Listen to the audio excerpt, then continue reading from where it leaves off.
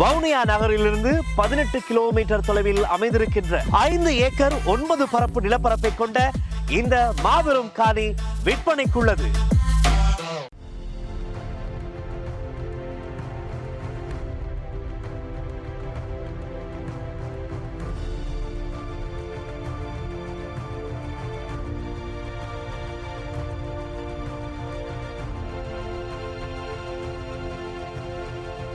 வணக்கம். இது ஐபிசி தமிழின் செய்தி வீச்சு. இன்றைய செய்தி வீச்சிலும் இலங்கை மற்றும் உலக நிலவரங்கள் காத்திருக்கின்றன. ஏப்ரல் மாதம் 9ஆம் தேதியாகிய இன்று உலக விடயங்களை பின்னுக்கு தள்ளி இலங்கையின் உள்ளூர் விடயங்களை மட்டும் பேசிக்கொள்ள முடியாது என்பதால் 2 விடயங்களையும் கலவை நிலையில்தான் நோக்கிக் கொள்ள முடியும். அந்த வகையில் இலங்கை தீவில் ராஜபக்சக்களின் ஆட்சி அதிகார மையத்துக்கு தமிழர் தாயக பரப்பிலிருந்து ஆமாம் போட்டு அடக்குமுறைகளை ஏவிய தலைகளில் ஒன்றான பிள்ளையான் எனப்படும் சிவனேசதுரை சந்திரகாந்தன் நேற்று அதிரடியாக கைது செய்யப்பட்ட நகர்வு குறித்த செய்திகள் எல்லாம் பரபரப்பாக இருந்தன. கிழக்கு பல்கலைக்கழகத்தின் முன்னாள் உபவேந்தர் பேராசிரியர் சுப்பிரமணியம் ரவீந்திரநாத் கடத்தப்பட்டு காணாமல் ஆக்கப்பட்ட பெரும் அவலத்துக்குரிய துன்பியல் சம்பவத்துக்கு பின்னால் பிள்ளையானின் கரங்கள் இருந்ததான ஐயத்தின் அடிப்படையில் இந்த கைது உள்ளூராட்சி தேர்தல் காலத்தில் இடம்பெற்றுள்ளது. பிள்ளையான் மட்டக்களப்பில் உள்ள அவரது பணியகத்தில் வைத்து நேற்றிரவு தூக்கப்பட்டார். கடந்த 2006 டிசம்பர் 15ஆம் தேதி ரவீந்திரநாத் கொழும்பிலிருந்து மட்டக்களப்புக்கு பயணித்த போது அவரது வாகனத்தில் வைத்து அவர் கடத்தப்பட்டு காணாமலாக்கப்பட்டிருந்தார். பிள்ளையானின் கைது ஏகேடி தரப்பின் உள்ளூராட்சி தேர்தல் கண்துடைப்புகளில் ஒன்றென்ற விமர்சனங்களும் வரத்தான் செய்தன. பிள்ளையானின் கைது குறித்த பரபரப்பு செய்திகளுக்கு அப்பால் டெல்லியில் வைத்து இந்திய பெரியனரின் பிரதமர் நரேந்திர மோடியை ஸ்ரீலங்கா ராஜபக்சக்களின் அரசியல் வாரிசு நாமல் நேற்று சந்தித்தார், பேசினார். மோடியின் உறுதியான தலைமையின் கீழ் இந்தியா நவீன உலகில் பெரும் உயரங்களை எட்டியுள்ளதாக பதிவிட்டார் என சில செய்திகள் இருந்தன. அண்மையில் நரேந்திர மோடி இலங்கைக்கு பயணம் செய்த போது அவரை நேரடியாக அங்கு வைத்து தனியாக பேசிக்கொள்ளும் பாக்கியதை நாமல் பேபிக்கு கிட்டிக் கொள்ளாமல் போனாலும் நேற்று அது டெல்லியில் கிட்டியது. இலங்கை பயணத்தின் பின்னர் டெல்லியிலும் மோடி பங்கேற்ற ரைசிங் பாரத், அதாவது உயரும் பாரதம் என்ற தொனிப்பொருள் உச்சி மாநாட்டிலும் இந்திய பெரியனருடனான ஸ்ரீலங்கா சின்னத்தம்பியின் வணிகம், பாதுகாப்பு மற்றும் ராஜதந்திர உறவுகளை வலுப்படுத்துவது குறித்து தான் கவனம் செலுத்தப்பட்டதாகவும் கூறப்பட்டது. தமிழ் சமூக ஊடக பரப்பின் இன்றைய முக்கிய செய்தியாக பிள்ளையானின் கைது இடம்பெற்றிருக்க கூடும். ஆனால் இன்றைய செய்திகளின் நாயகன் பிள்ளையானோ அல்லது நாமல் பேபியோ அல்ல, மாறாக 2.0 ட்ரம்ப் எனப்படும் அமெரிக்க அரசு தலைவர் டொனால்ட் ட்ரம்ப் தான். இதனால் இன்றைய பதிவை உள்ளூர் சக உலகம் என்ற அடிப்படையில் 2 விடயங்களையும் கலந்துதான் நோக்கிக் கொள்ள முடியும். உலக அரங்கை பொறுத்தவரை அந்த அரங்கின் அரசியல் ஒழுங்கை தீர்மானிக்கும் முக்கிய சக்தி என பல வருடகாலமாக உலாவரும் கருத்தியலுக்கு சொந்தமான நாடு அமெரிக்கா. இது உங்களுக்கு ஏற்கனவே தெரிந்திருக்கக்கூடிய விடயம். அவ்வாறான நாட்டிலிருந்து அந்த தேசத்துக்கு இன்னொரு விடுதலை நாள், அதாவது லிபரேஷன் டே என்ற முழக்கத்துடன் 2.0 டொனால்ட் ட்ரம்ப் தொடுத்த வரிப்போர் அந்த நாட்டின் உள்ளூர் நேரப்படி இன்று அதிகாலை முதல் இலங்கை தீவு உட்பட்ட நாடுகளுக்கும் நடைமுறைக்கு வந்துவிட்டது. அமெரிக்காவின் இந்த வரி உயர்வு நடைமுறையுடன் கூடவே மீண்டும் ஒரு முறை உலக பங்கு சந்தைகள் இன்றும் சரிந்தன. இந்த மாதத்தில் இதுவரை 3 வரலாற்று சரிவுகளை சந்தித்த அதே உலக பங்கு சந்தைகள் இன்றும் கடுமையாக சரிந்தன. ஆசிய பசிபிக் பங்கு சந்தைகளை பொறுத்தவரை இன்று அவை சரிவுடன் ஆரம்பித்தன. விதிவிலக்காக சீனாவின் ஷங்காய் பங்கு சந்தைக்கு மட்டும் கொஞ்சூண்டு ஏறுமுகம் இருந்தது. சீனாவை பொறுத்தவரை அதன் அரசாங்கம் இன்னும் 2.0 ட்ரம்பின் 104% வரிக்கு எதிர்வினையாற்றிக் கொள்ளவில்லை. ஆனால் தாங்கள் பிரச்சனையை உருவாக்கவில்லை என்பதால் பிரச்சனைகளுக்கு பயப்படாமல் இறுதி வரை போராட போவதாக சீனா குறிப்பிட்டுள்ளது. சீன பொருட்களுக்கு மிகப்பெரிய வரிகளை விதிப்பதன் மூலம் அமெரிக்கா சீன கடையில் புகுந்து கொண்டு ஒரு காளை போல நடந்து கொள்வதாக கருத்தை வெளியிட்ட சீனாவின் உதாரணம் வெண்கல கடையில் யானை நுழைந்தது போல என்ற தமிழ் பழமொழியையும் நினைவூட்டிக் கொள்கிறது. இதுவாரோ அமெரிக்காவை வஞ்சிக்கும் மிக மோசமான குற்றவாளி நாடுகள் என டொனால்ட் ட்ரம்பால் அழைக்கப்படும் இலங்கை உட்பட்ட 60 நாடுகளில் இருந்து அமெரிக்காவுக்கு ஏற்றுமதி செய்யும் பொருட்களுக்கான வரிகள் நடைமுறைக்கு வந்துவிட்டன. இதனால் உலகமே இன்று அதிர்கிறது. ஐரோப்பிய பங்கு சந்தைகளை பொறுத்தவரை அவையும் ஏப்ரல் 1ஆம் தேதிக்கு பின்னர் இழப்புகளிலிருந்து தப்பவில்லை என்பது இன்றைய ஆரம்பத்திலும் தெரிந்தது. இவ்வாறான அடிகள் ஏற்கனவே கடந்த நிலையில் அமெரிக்காவுக்குள் இறக்குமதி செய்யப்படும் சீன பொருட்களுக்கான மொத்த வரிகள் 104% உயர்த்தப்படும் நிலையுடன் அமெரிக்காவின் உள்ளூர் நேரப்படி இன்று அதிகாலை முதல் சீனா மீதான கடும் அடியும் நடைமுறைக்கு வந்தது.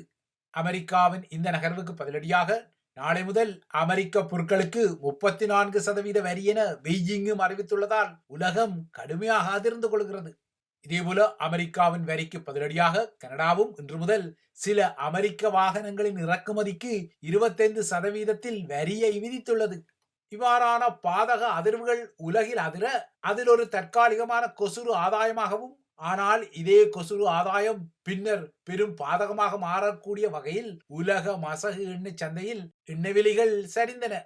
ஆனால் இந்த விலை வீழ்ச்சியால் தொடர்ந்தும் உலகம் மகிழ்வடைய முடியாது. ஏனென்றால் ட்ரம்ப் தொடங்கிய வணிக போரின் காரணமாக உலகளாவிய வணிகத்துறையில் மந்தம் ஏற்படும் என்ற ஊகங்களின் அடிப்படையில் இந்த வீழ்ச்சி இடம்பெற்றது. அதாவது உலகளாவிய வர்த்தகத்துறை மந்தமடைந்தால் உலகின் எரிசக்தி தேவை கடுமையாக குறைவடையும் என்ற ஊகத்தில் உலக மசகு எண்ணெய் சந்தையின் விலைகள் வீழ்ச்சியடைந்தன. இதனால் 2021 ஆண்டுக்கு பின்னர் முதல் முறையாக இன்று ஆசிய வணிக பரப்பிலும் 4 ஆண்டுகளில் இல்லாத அளவுக்கு எண்ணெய் விலை சரிந்தது. அதிலும் அமெரிக்காவின் முக்கிய மசகு எண்ணெய் ரகமாக இருக்கக்கூடிய வெஸ்ட் டெக்சஸ் இன்டர்மீடியட் மசகு எண்ணெயின் விலை ஒரு பீப்பாய் $60 கீழே சரிந்தது. ஆக மொத்தம் 2.0 டொனால்ட் ட்ரம்பின் வரி போர் மர உரி தரிப்பு திட்டத்தின் அடுத்த கட்டம் நடைமுறைக்கு வந்துவிட்டது. இந்த புதிய கட்ட சுற்றில் சீனாவுக்கு எதிரான வரிகளில் பெரிய அதிகரிப்பு இருந்தாலும் உலகின் 2வது பெரிய பொருளாதார நாடாக இருக்கும் சீனா இந்த விடயத்தில் தான் உறுதியாக நிற்பதாக காட்டிக்கொள்கிறது. ட்ரம்பின் இந்த வரி போருக்கு எதிராக சில நாடுகளால் இவ்வாறு ஓரளவு பதிலடிகளை விதித்து தாக்குப்பிடிக்க முனையக்கூடும் என்றாலும் ஏனைய நாடுகளால் அவ்வாறு நகர முடியாது என்பதால் அமெரிக்காவுடனான பேச்சுக்களுக்காக வெள்ளை மாளிகை தொலைபேசிகளை கிணுகிணுக்கவும் ட்ரம்பின் அதிகாரபூர்வ அஞ்சல் பெட்டிகளை நிறைக்கவும் இந்த நாடுகள் முயற்சிகளை செய்கின்றன. தனது வரி உயர்வு நகர்வுகளுக்கு இவ்வாறான ஆதாய அழைப்புகள் மற்றும் கடிதங்கள் வரும் என்பதை ஏற்கனவே நன்றாக தெரிந்து வைத்துள்ள டொனால்ட் ட்ரம்ப் தான் நினைப்பது போலவே சில நகர்வுகள் இடம்பெறுவது கண்டு சீனா உட்பட்ட நாடுகளின் அழைப்புக்காக தாங்கள் காத்திருப்பதாகவும் இவ்வாறான அழைப்புகள் நிச்சயமாக நடக்கும் எனவும் குறிப்பிடுகிறார். அத்துடன் பல நாடுகள் வரி உயர்வுக்காக அமெரிக்காவுடன் புதிய ஒப்பந்தங்களை செய்ய விரும்புவதாகவும் ட்ரம்ப் சுட்டிக்காட்டுகிறார்.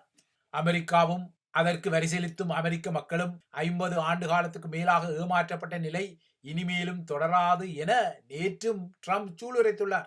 ட்ரம்ப் தற்போது எடுக்கும் இந்த நகர்வுகள் அமெரிக்காவை பொறுத்தவரை அது வரமா சாபமா என்ற தலைப்பில் ஆய்வாளர்கள் அமெரிக்க உள்ளூர் தொலைக்காட்சிகளிலும் உலக ஊடகங்களிலும் ஒரு பட்டிமன்றத்தையே நடத்தி வருகிறார்கள். ஒரு தரப்பு அமெரிக்காவின் பொருளாதார மந்த நிலைக்கான கவுண்டவுன், அதாவது நகர்வுகளின் முள் ஆரம்பித்து விட்டதாகவும் இந்த ஆண்டின் 2வது காலாண்டில் அமெரிக்க பொருளாதார மந்த நிலைக்கு நுழைந்து நாட்டில் பணவீக்கம் அதிகரிக்கும் எனவும் வாதிட்டுக் கொள்கிறது. ட்ரம்பின் வரிகளால் ஏற்படும் அமெரிக்க பணவீக்கம் மே மாதத்திற்குள் அமெரிக்க நுகர்வோரின் விலைவாசியை உயர்த்தி அவர்களை அடுத்த சில மாதங்களில் மேலும் திண்டாட வைக்கும் எனவும் அந்த தரப்பு வாதிடுகின்றது. ஆனால் மறுதரப்போ இதற்கு எதிரான கருத்தை சொல்லுகிறது. டொனால்ட் ட்ரம்ப் திட்டமிடுவது போல நாடுகள் இந்த வரி உயர்வை மையப்படுத்தி அமெரிக்காவுடன் தனித்தனியான ஒப்பந்தங்களை செய்து கொண்டால் அமெரிக்காவுக்கு பொருளாதார மந்த நிலைக்கு பதிலாக பொருளாதார உயர்வு வரும் என சொல்லிக் கொள்கிறார்கள். இப்போது இந்த 2 தரப்புகளின் வாதங்களுக்கு வலுவூட்டுவது போல பதிலடியில் தான் உறுதியாக நிற்பதாக சீனா சொல்லும் கருத்தும், அதேபோல பல நாடுகள் டொனால்ட் ட்ரம்புடனும் வெள்ளை மாளிகையுடனும் தொடர்பாடல்களை பேச முனையும் முண்டியடிப்புகளும் இடம்பெறுகின்றன.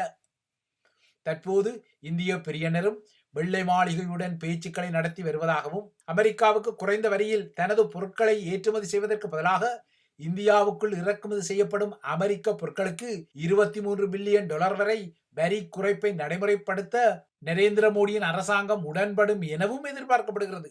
இந்திய பிரியனர் இவ்வாறு நகர்ந்து கொள்ள இன்று முதல் அமெரிக்காவை நோக்கி செல்லும் இலங்கை ஏற்றுமதி பொருட்களுக்கான வரியும் அதிகரிக்கப்பட்டுள்ளதால் இலங்கையிலிருந்து மேற்கொள்ளப்படும் அமெரிக்க ஏற்றுமதிகளை தாமதப்படுத்துமாறு அமெரிக்க இறக்குமதியாளர்கள் இலங்கைக்கு ஒரு செய்தியை அனுப்பியுள்ளதால் வெள்ளை மாளிகையுடன் ஸ்ரீலங்காவும் அவசரமான பேச்சுவார்த்தைகளுக்கு முயல்கிறது.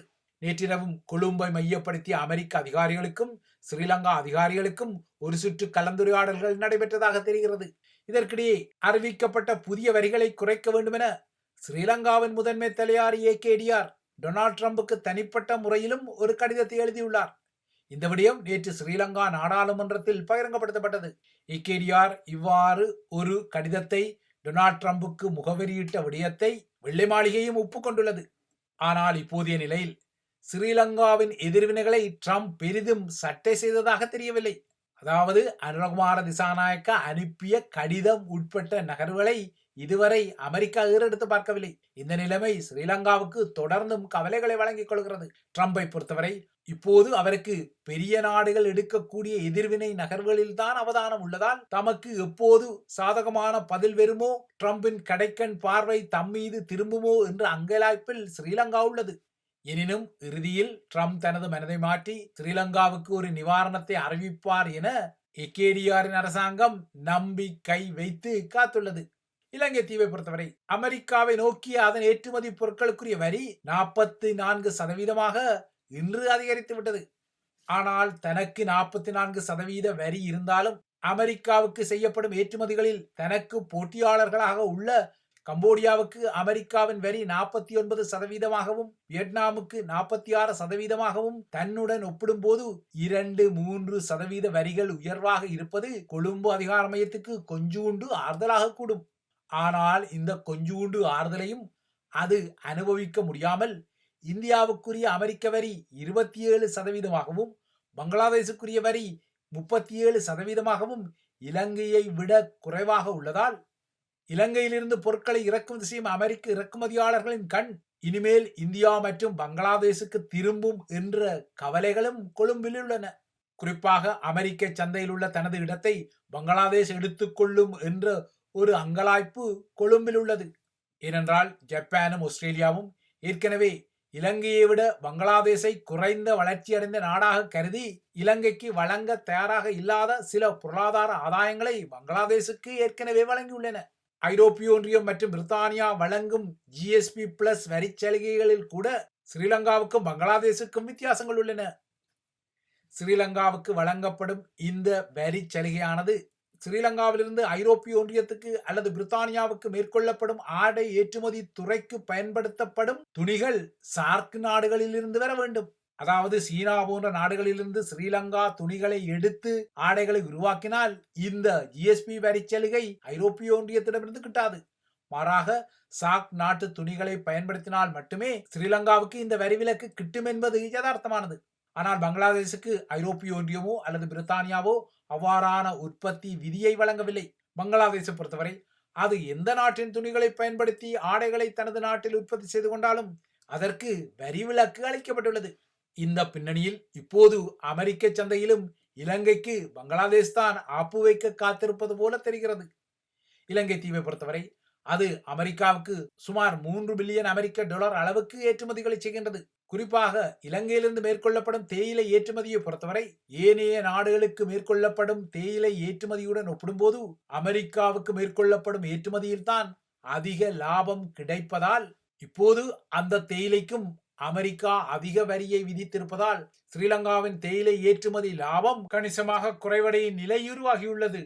இப்போது டொனால்ட் ட்ரம்பின் கடைக்கண் பார்வைக்கு அனுரகுமார திசாநாயக்கா வழி மேல் விழிவைத்து காத்திருக்கின்றார்.